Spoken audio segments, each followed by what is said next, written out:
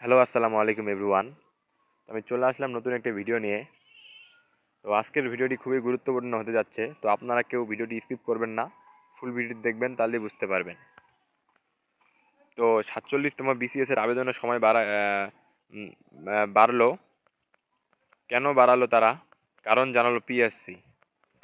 তো আজকে বিস্তারিত আলোচনা করব। আপনারা সবাই অবশ্যই ভিডিওটি দেখবেন স্কিপ না করে, তাহলেই বুঝতে পারবেন।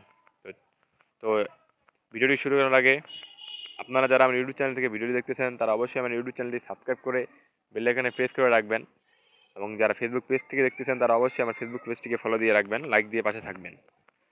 তো দেরি না, শুরু করি ভিডিওটি। ৪৭তম বিসিএস এ আবেদনের সময় প্রায় ১ মাস বৃদ্ধি করা হয়েছে। আহ, আবেদ- আহ, আবেদন আবেদন জমার শেষ তারিখ ৩০ জানুয়ারি পরিবর্তে আগামী ২৭ ফেব্রুয়ারি করা হয়েছে। আবেদনের সময় কেন বৃদ্ধি করা হয়েছে সে বিষয়ে ব্যাখ্যা দিয়েছে সরকারি কর্ম কমিশন পিএসসি। তো তারা ৩০ জানুয়ারি থেকে শেষ তারিখ ছিল ৩০ জানুয়ারি, তো তারা ২৭ ফেব্রুয়ারি করে দিয়েছে, এবং কেন তারা সময়টি বাড়িয়েছে তারা জানিয়েছে। তো তা নিয়ে আলোচনা করব আমি আজকে। পিএসসির একজন কর্মকর্তা সংবাদ মাধ্যমে বলেন, জুলাইয়ে জুলাইয়ে সরকার পতনের আন্দোলনে অনেকের পরীক্ষা পিছিয়েছে, আবার অনেকের ফল আটকে গেছে।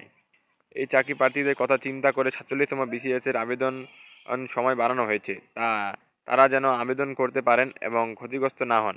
সেজন্য আমরা এই সময় বাড়ানোর উদ্যোগ নিয়েছি, তবে আর সময় বাড়বে না, এটাই আবেদনের শেষ সুযোগ। তো তারা বলেছে, জুলাইয়ে যে আন্দোলন হয়েছে, যে জুলাই সরকার পতনের যে আন্দোলন হয়েছিল সেখানে অনেকেই হয়তোবা পড়ালেখা করতে পারে না, অনেকে আটকে গেছে, আহ, অনেকের ফল আটকে গেছে। আহ, তাদের কথা চিন্তা করেই তাদের কথা চিন্তা করেই ৪৭তম বিসিএস এর আবেদনের সময় বাড়ানো হয়েছে, তারা এটাই বলেছে। আর তারা বলেছে আরও যে এটাই এটাই আবেদনের শেষ সুযোগ, এরপর আর তারা বাড়াবে না, এটাই আবেদনের শেষ সুযোগ। তো আবেদনের সময় বাড়ানো সংক্রান্ত পিএসসির বিজ্ঞপ্তিতে বলা হয়েছে, ৪৭তম বিসিএস এর অনলাইনে আবেদনপত্র বিপিএসসি ফরম 1 জমাদানের শেষ তারিখ ৩০ জানুয়ারি পরিবর্তে ২৭ ফেব্রুয়ারি পুনর্নির্ধারণ করা হলো। আবেদনপত্র জমাদানের শেষ তারিখ অর্থাৎ ২৭ ফেব্রুয়ারি রাত ১১টা ৫৯ মিনিটের মধ্যে ইউজার আইডি প্রাপ্ত প্রার্থীরা ওই সময়ের পরবর্তী ৭২ ঘন্টার মধ্যে ফি জমা দিতে পারবেন। নির্ধারিত তারিখ ও সময়ের পর কোনো আবেদনপত্র গ্রহণ করা হবে না। তারা যে সময়টি দিয়েছে সে সময়ের মধ্যে আপনাদের আবেদন করতে হবে এবং ফি জমা দিতে পারবেন। তো ৪৭তম, তারপর বলেছে তারা ৪৭তম বিসিএস এর অ্যাপিয়ার্ড প্রার্থীর যোগ্যতার বিষয়েও ব্যাখ্যা দেওয়া হয়েছে বিজ্ঞপ্তিতে। যদি কোনো প্রার্থী এমন কোনো পরীক্ষায় অবতীর্ণ হয়ে থাকেন যে পরীক্ষায় পাশ করলে তিনি ৪৭তম বিসিএস পরীক্ষায় অংশগ্রহণের যোগ্যতা অর্জন করবেন, এবং পরীক্ষার ফল ৪৭তম বিসিএস এর আবেদনপত্র জমা দেওয়ার অনলাইন রেজিস্ট্রেশন শেষ তারিখ পর্যন্ত প্রকাশ না হয়, তাহলে তিনি অবতীর্ণ প্রার্থী হিসেবে অনলাইনে আবেদন করতে পারবেন, তবে তা সাময়িকভাবে গ্রহণ করা হবে। শুধু যেসব প্রার্থীকে অবতীর্ণ অ্যাপিয়ার্ড প্রার্থী হিসেবে বিবেচনা করা হবে, যাদের স্নাতকোত্তর পর্যায়ের সব লিখিত পরীক্ষা ৪৭তম বিসিএস পরীক্ষার আবেদনপত্র গ্রহণের শেষ তারিখের মধ্যে অর্থাৎ ২৭ ফেব্রুয়ারির মধ্যে সম্পূর্ণভাবে শেষ হয়েছে। তো আগ্রহী প্রার্থীদের ওই ওয়েবসাইটে বা কমিশনের ওয়েবসাইটের মাধ্যমে কমিশন কর্তৃক নির্ধারিত অনলাইন আবেদন ফর্ম পূরণ করে আবেদন করতে হবে।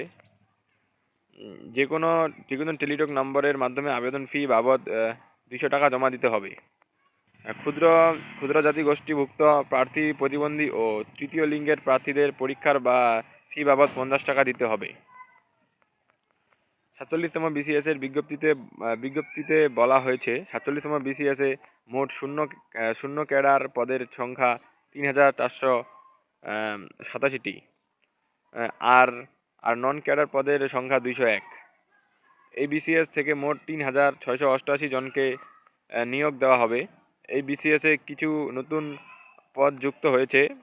এই বিসিএস এ আবেদনের জন্য ১ নভেম্বর ২০২৪ তারিখে সব ক্ষেত্রে প্রার্থীর বয়স ২১ থেকে ৩২ বছরের মধ্যে হতে হবে। বয়স কম বা বেশি হলে আবেদনপত্র গ্রহণযোগ্য হবে না। তারা একটি বয়স বলে দিয়েছে, ২১ থেকে ৩২ বছরের মধ্যে হতে হবে।